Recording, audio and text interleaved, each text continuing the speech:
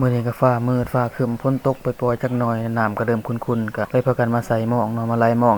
ตามห้องข้างๆเรือนข้างบ้านเนาะห้องหิมบ้านเขาเองแหละข้างหน้านี่แหละอันนี้คือลงมาห้องแรกเนาะว่าว่างแรกข้างๆอยู่ริมทางนี่แหละบริเวณก็คือบ่ถูกเนาะก็เลยว่ากลางแล้วก็ไล่ๆก็มันบ่ถูกก็เลยมาว่างที่2หรือว่าว่างเทิงเนาะเห็นว่าว่างเทิงนี่ก็แบบบ่ได้กู้เลยจับคนละฝั่งดึงแกไปตามทางเลยเนาะตามริมห้องหรือว่าตามน้ำไปเลยนี่อันนี้เฮาก็แก้แบบง่ายๆแล้วเนาะจับพุ่นละสนดึงไปเลยแต่ว่าพยายามหมอยมันก่อน้ำก่อไม้ในน้ำเนาะดึงไปประมาณ7-8 เมตรเฮาก็เริ่มใส่แต่ว่าน้ำอยู่วางบริเวณนี้มันก็เริ่มมีหลายกว่าเก่าตะกี้มันก็บ่หลายปานนี้เพราะว่ามื้อนี้มันก็ฝนตกจักหน่อยเนาะน้ำมันก็เริ่มขุ่นมันก็หลายกว่าเก่าตอนนี้เฮาก็ดึงมาฮอดบอลที่ว่าเฮาต้องการกลางหม้องแล้วเนาะหม้องก็สภาพคือขาปลาลุงปุงปิงเอาแต่ว่ากันกลางแล้วประมาณสักพักเฮาก็เลยยกขึ้นเบิ่งเนาะนี่ก็คือปลาที่ว่าติดมาในหม้องเนาะหม้องมันขาดหลายมันก็ถือบ่หลายเนาะก็โอเคอยู่ซ้ำนี่เนาะใครกลัวตัวกลางอยู่วางแรกมันก็บ่ถึกเนาะนี่ก็คือยามตอนยามไปเรื่อยๆย่างไปนี่ก็โอเคอยู่ยกขึ้นมาก็แต่2แต่3อยู่เนาะหม้องมันขาดเลยล้มหัวล้มตัวว่าหม้องมันก็ใช้เวลาเรียกว่าเฮาซื้อมาหลายปีเนาะหม้องเนาะมันก็เริ่มจะขาดแน่ได้ปลดปลาปัญญังดึงก็ไม่ก็ต่อมันก็ขาดหลายแน่นะอีกอย่างนึงหม้องข่อยก็เป็นหม้องน้อยเลยหม้องปลาขาวแล้วหม้องปลาซิวขาวน้อยเลยบ่แม่นหม้องปลาใหญ่เพราะว่าเฮาใส่มันจะถือแต่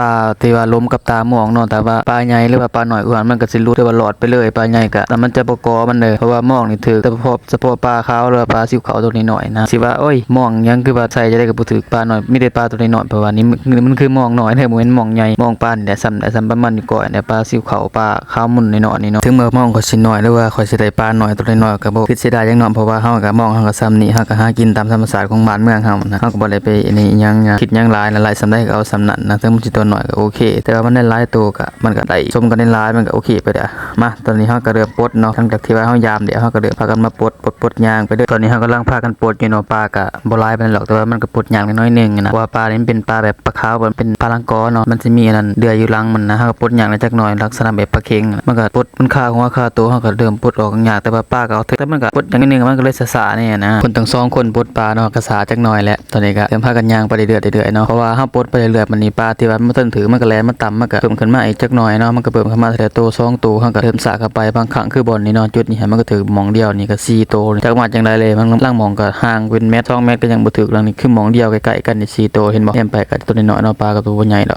3-4ตัวหอยมาลงตรงเต็งนี่แค่นั้นให้เบิ่งใกล้ๆเนาะภาพใกล้ๆก็บ่ชัดปานใดนะอันนี้คือในทงเนาะเพราะว่าอยู่วางโดมมันก็บ่ถึกกระดังวางที่2มันก็เริ่มถึกเนาะนี่วางนี่ได้ถึกกูหมู่น้ำเพราะว่ามันขุ่นเนาะน้ำมันก็หลายประมาณเพียงหัวเข่านี่แหละน้ำที่เห็นในน้ำตัวก่อนนั้นฝนบ่ทันตกเนาะมันก็จะตื่นกว่านี้มันก็บ่ค่อยมีปลามันก็อยู่วางถึงเนาะแต่วางนี่ก็ที่ว่าโอเคอยู่วางนี่นะปลาก็ถึกบ่หลายเนาะแต่ปลาใส่เวลาหึงเติบเลย